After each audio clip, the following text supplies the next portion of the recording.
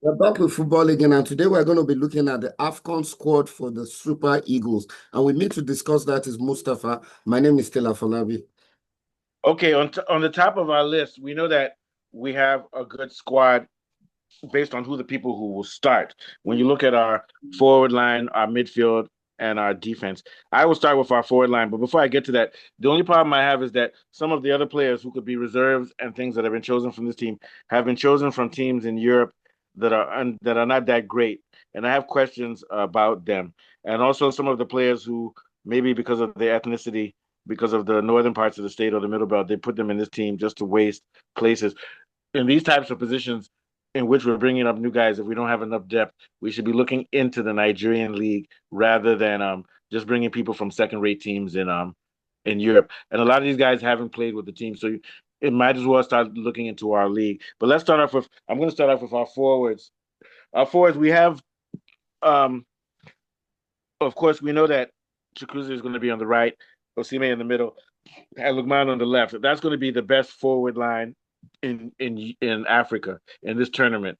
The problem that we need to wonder about though is are we gonna have to bring Simon in for Lukman sometimes? Does Simon play on the left sometimes? Yes, both Simon and Chukwueze can swap Yeah, wing. because I'm worried about Lukman. He doesn't gel well on the national team for some reason. I don't know if it's because of he likes to drift to the center, or he doesn't know how to give the ball to open up spaces for Osimhen. I think he's used to being the focal point, even though he's a winger. He's like Salah; he wants to be the focal point and score. But we've got you because we've got these other guys. And who's the other guy from Turkey that we have finally on the team? Who to me is the second best striker in Nigeria? Paul Anucha. Onuachu. Paul Oh no, Onuachu. yeah, very good pick putting him on the team. This guy is a number nine, Yeah, he's a number like nine, classic teammate. number nine. Yeah, Yeah. classic. And he'll make up for the fact that we don't have Boniface. And in fact, to me, he's even more direct and more mobile than Boniface. So that's a good pickup. Then we've got a GK from Sevilla. He's good. Um, there's one guy I don't know much about him. Do you know Cyril Dessers from Rangers Scotland? He's a Yeah. center forward. Yeah, see, this is my problem. He's a center forward.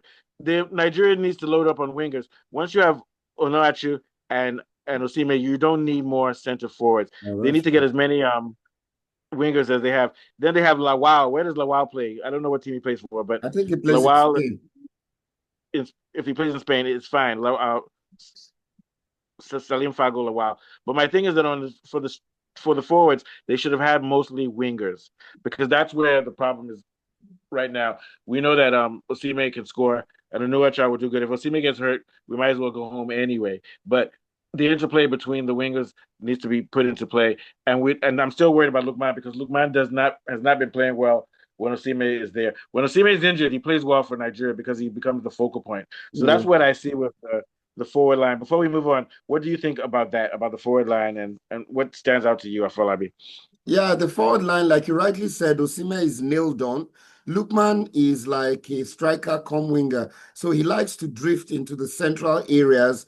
And him and Osimhen usually, they cross each other's paths and it's usually not very balanced when both of them are playing. But if they can play a 4-4-2 and go wingerless, and Lookman just dovetails behind Osimhen, maybe Lookman can be more effective than playing him as a wide man. As a wide man is like he's a waste. Sometimes they can Yeah. revert to a 4-4-2 where you have a four-man midfield, two Yeah, strikers. and this is managing because if Lukman and Osime were on another team, if it was another coach, like let's say Guardiola, Yeah. he will invert Lukman and put him into a sort of attacking midfielder position. You Kind of. understand what I'm saying? Yeah. And to put Simon on the left.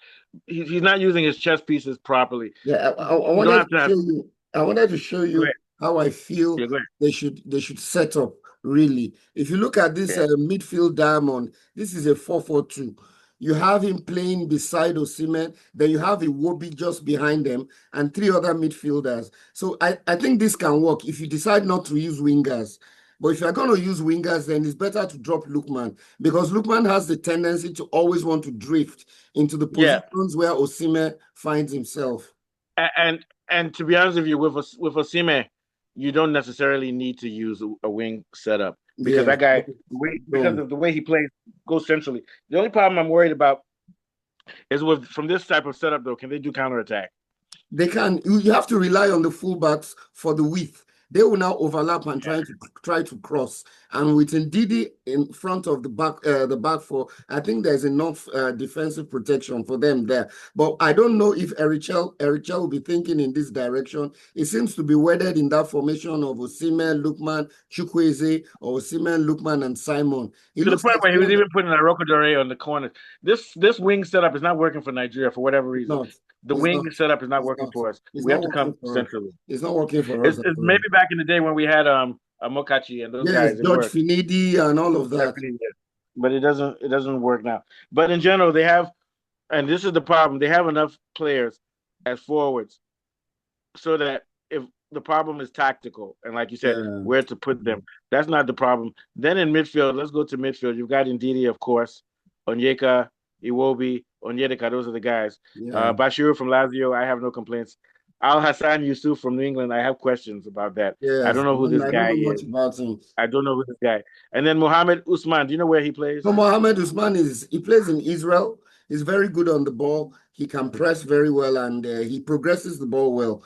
If either Okay, so Onyeka or Onyeka is injured, it looks like a very good substitute for them. then they have the young guy, Tochukwu Nadi. What is Yeah, I don't know much this about guy? that guy too. Yeah, I don't know. And then so my thing is that here's where they can start to bring in some players from our Nigerian league and give them some experience so that they can get international experience. And also they might even be taken to Europe.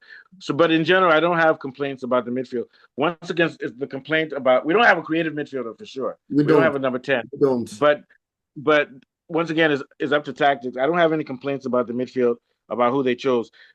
On another show, we'll talk about the fact that Nigeria needs to come up with a strategy of finding ourselves creative number 10s. I think it has to come through the local league development and also catching people young and making sure that they are trained properly in Europe or wherever you need for those types of development of those players. We don't have a grass league. I mean, a grassroots movement that's good enough.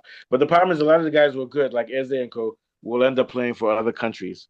So we don't even have a direct attacking midfielder, not even a creative. We don't even have attacking midfielder. It will be supposed to be an attacking midfielder, not really. What I mean by an attacking midfielder is someone like who plays for Musiala, who plays for Bayern.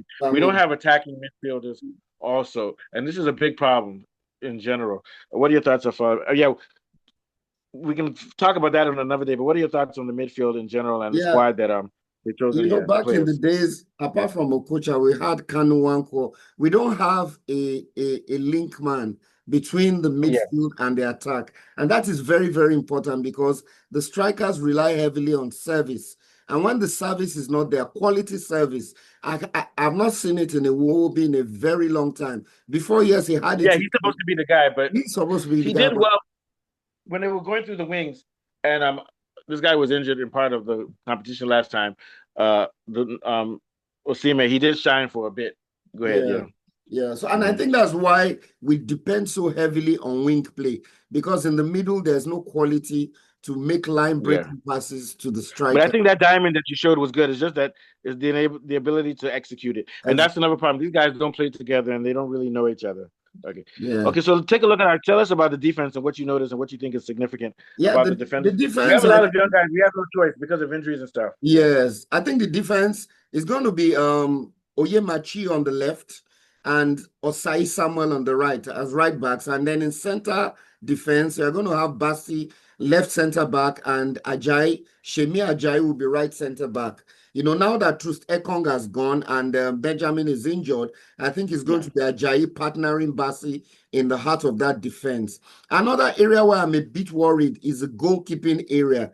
Nwabali doesn't look as confident as he used to be. And the options that we have as backup keeper, they're not very inspiring.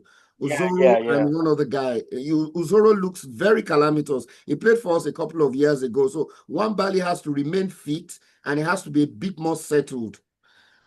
Yeah, I remember who's injured. I know he's injured. That's a big loss. Yeah, Olaino is injured. He used to be our right back. So, and the problem is that these young guys that they have, they're all good. Some of them play for, and who's one of them plays, seven of them play for them in England. We have good defenders, but the issue is that they have to get to know each other and gel together. And they've not had that opportunity under Eric Chell. Eric Chell that's why wants to use the same team all the time. Yeah. if I were Shell, just we need to use these guys as wingbacks. Do score for score. I'm serious. Nigeria needs to do score for score. We're not gonna be able to build up in this tournament. Build up from the keeper to the midfield No, to the no, attack. I don't see it happening. There's not enough experience with these guys and no. injury. What do you think? Yeah. No, I agree with you. We're going to be trying, the way I see us building up, we're going to be sending balls from defense directly to the wing, and then we try Yeah. and That's what cross we it have to into do. the Yeah. box, Yeah. because we don't have players with the quality to progress the ball through the midfield. I think we're going to, because we have wingers that are good dribblers, 1v1, we're going to be sending long balls to the wings and then look for good crosses to Osimhen, who is very good in the air.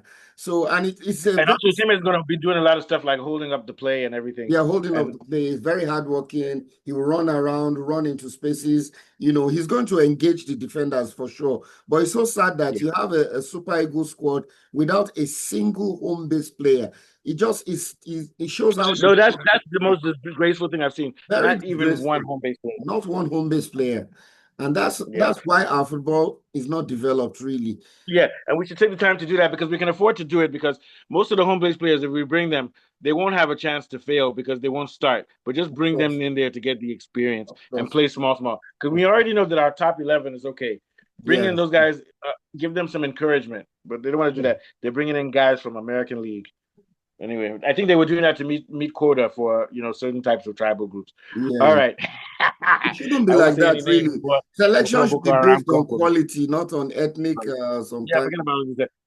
If Aboke doesn't want to train his children to be football, it's not my problem. All right, take us out of Fabi. Nice one. Okay, it's been another brilliant show. We've been discussing the AFCON list for the Super Eagles that was released a couple of hours ago. And from Mustafa and myself, we'll be back again to talk Nations Cup. Bye for now. Bye. Okay, let me ask you a question. Put on, stop it. Take off Okay. the video.